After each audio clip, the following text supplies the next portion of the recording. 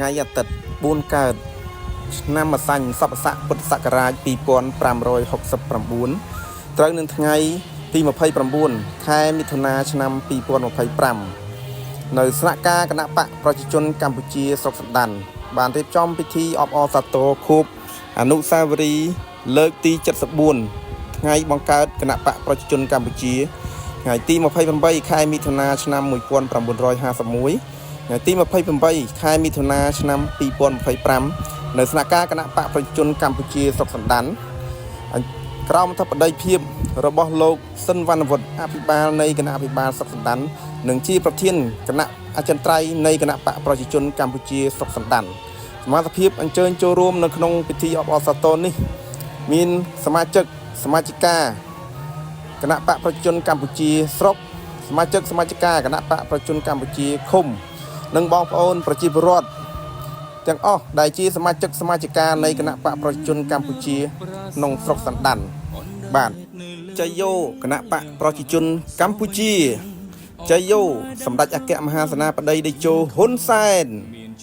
ចៃយោសម្ដេចមហាបបរធិបតីហ៊ុនម៉ាណែតបាទ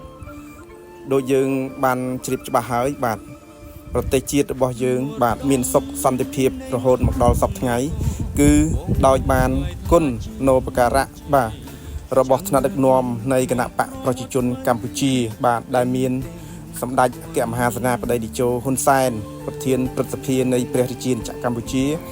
និងជាប្រធានគណៈបកប្រជាជនកម្ពុជានិងសម្ដេចមហាបបរធិបតីហ៊ុនម៉ាណែត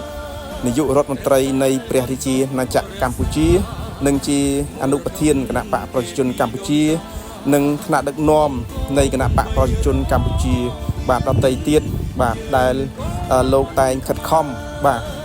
កសាងនៅប្រទេសជាតិបាទពិសេសគឺរក្សានៅសុខសន្តិភាពជូនប្រជាពលរដ្ឋបាទដូចយើងដឹងហើយពីឆ្នាំ75ដល់79គឺប្រទេសជាតិរបស់យើងបាទ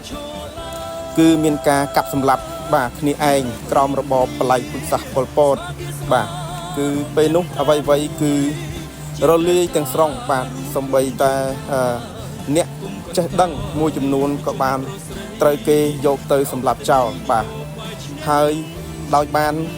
គុណនៃគណៈបកប្រជាជនកម្ពុជានេះឯងបាទដែលបានស្រោចស្រង់ប្រទេសជាតិបាទរហូតឲ្យមានសុខសន្តិភាពនិងមានការអភិវឌ្ឍលើគ្រប់វិស័យដោយសពថ្ងៃបាទ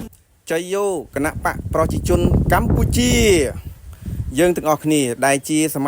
មាជិកានៃគណៈបកប្រជាជនកម្ពុជាទាំងអស់បដិញ្ញាដើរតាមគោលនយោបាយរបស់ថ្នាក់ដឹកនាំនៃគណៈបកប្រជាជនកម្ពុជាគណៈបកប្រជាជនកម្ពុជានាំមកនៅសុខសន្តិភាពនិងការអភិវឌ្ឍលើគ្រប់វិស័យនៅក្នុងប្រទេសកម្ពុជាដូចសពថ្ងៃ